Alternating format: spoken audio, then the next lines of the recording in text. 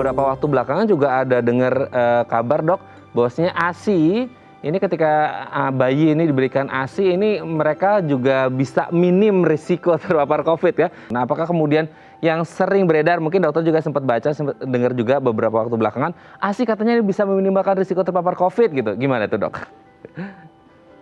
Ya, jadi prinsipnya ASI itu makanan terbaik, apalagi buat bayi di bawah 6 bulan ya, karena belum MPASI. Memang ASI itu paling kaya dengan antibodi-antibodi. Nah, antibodi ini yang dikatakan jadi protektif untuk meningkatkan sistem kekebalan.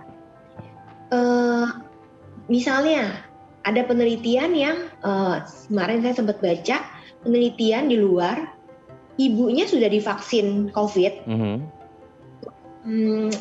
Saya lupa, kayaknya 2 minggu atau 6 minggu setelahnya itu dicek di ASI, kadar ASI-nya ternyata ada loh imunoglobulin A itunya dalam ASI ibunya. Itu aja karena vaksin ya, infeksinya kan harusnya kan tidak menimbulkan sakit ya, gitu. Tapi memang berefek. Jadi kalau ibunya konfirmasi positif COVID, tapi ibunya tidak berat ya, maksudnya ringan gitu dan sedang menyusui, kita tetap edukasi untuk melanjutkan ASI. Tapi balik lagi dengan prokes yang tepat. Misalnya kalau memang lagi batuk-batuk atau kurang sehat sekali, ya ASI-nya bisa ASI pompa. Cuci tangan dulu. Pokoknya yang prokes yang tepat ya. Jadi ASI tetap lebih baik dibanding formula. Ini kan muncul keputusan untuk ada vaksin untuk anak-anak karena mungkin melihat kasus anak-anak yang terpapar COVID-19 ini dok. Nah, boleh diceritakan nggak dok, prevalensi atau kasus yang terjadi pada anak-anak yang terpapar COVID di Indonesia seperti apa ini dok? Prevalensi COVID pada anak itu lebih kecil dibandingkan pada dewasa. Jadi pada anak itu 10 sampai 15%. Data dunia 13%. Jakarta, saya lihat Jakarta ya dari Jaki itu, saya lihat infonya itu berdasarkan usia di bawah 18 tahun, kalau kita hitung persentase juga kurang lebih 10 sampai 15. Jadi untuk saat ini yang dikatakan memang kasus anak meningkat, menurut saya itu karena secara global, secara umum kasusnya nih sekarang lagi meningkat. Tapi dari selama pandemi ini memang kasus di anak kurang lebih antara 10 sampai 15. COVID 1000 muka betul.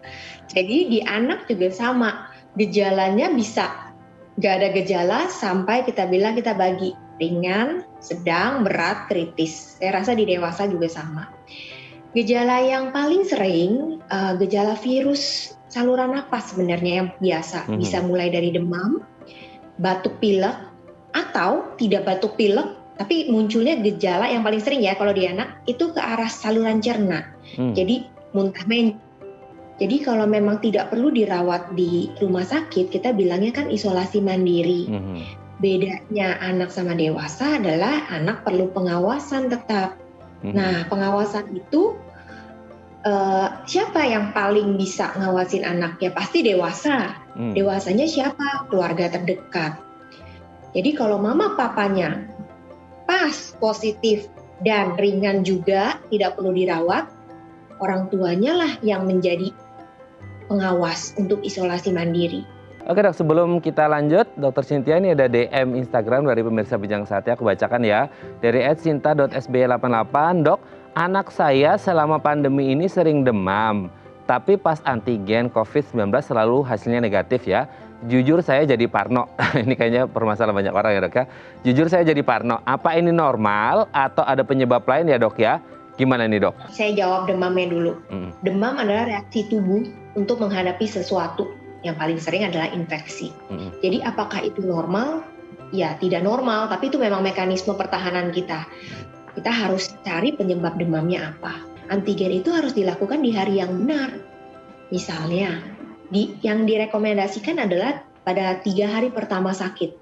Kalau itu sudah dipastikan tidak ada, kontak tidak ada, PCR negatif, ya kita harus cari penyebab demam yang lain. Baik, terima kasih Dr. Cynthia Utami SPA, spesialis anak dari Rumah Sakit Gerah Kedoya, sudah berbagi bersama kami pagi hari ini.